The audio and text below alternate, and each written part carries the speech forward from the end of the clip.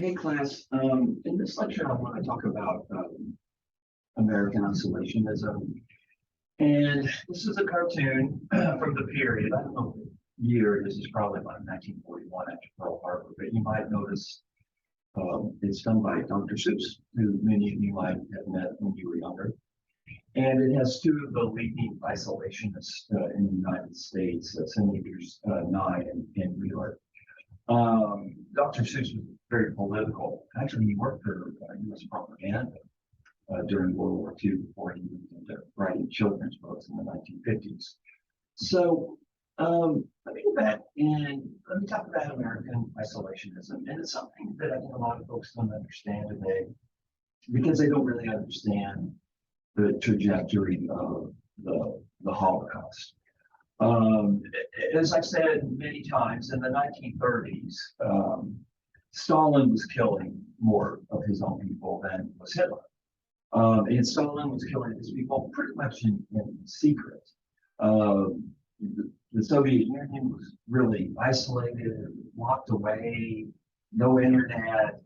The one important reporter in Russia, in the New York Times, he poo-pooed the idea of a famine in Ukraine. For some reason, I wouldn't say he was a communist, but he wanted the U.S. to recognize the Soviet Union.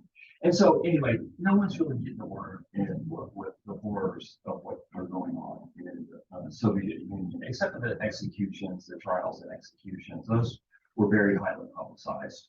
And they were meant to send a message to Hitler, to Stalin and his enemies, or his so-called enemies, because they weren't really his enemies.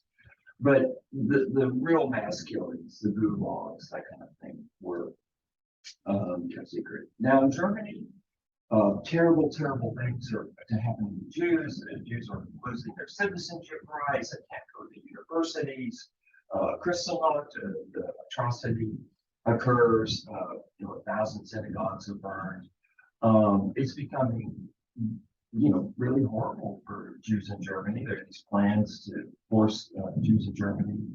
And it's a pretty small number, which of course I've said many times as well. It's less than 1% of the total population of Germany. There are plans to move Jews to Madagascar. And it's when Hitler conquers Poland, the Soviet Union, the nations of the Soviet Union, Hungary, that's when he comes into the control of millions of Jews, which he gets. So basically, the Holocaust as we know it today doesn't really start until the beginning of World War I, which is September in Europe, September 1st, 1939. And then, of course, it accelerates in the Soviet Union in June of 1940. First, it's done by just execution, lining people up, shooting them, just horrific scenes. And then we move on to the death camps. Okay, so I'm going to stop there. The point I'm trying to make is that in 1930s America, people don't really care that much at all about what's going on in Germany. So, as I've said in class before, what was going on with Jews in Germany, was it really much worse than what was happening to African Americans in the U.S. South? Both situations were pretty horrible. And of course, the end result is completely different. But in the 30s, they're not that dissimilar, I guess. And the U.S. had come out of World War I, as did England and France, very, very cynical about the nature of the war. Americans felt like they'd been tricked into World War I. They felt like they'd been lied to.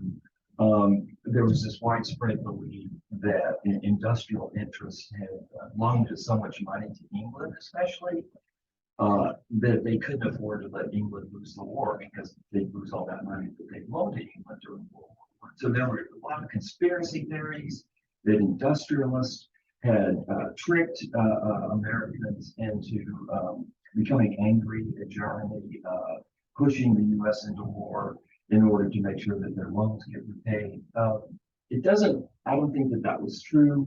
I don't think there was a conspiracy to push the U.S. into war in World War I.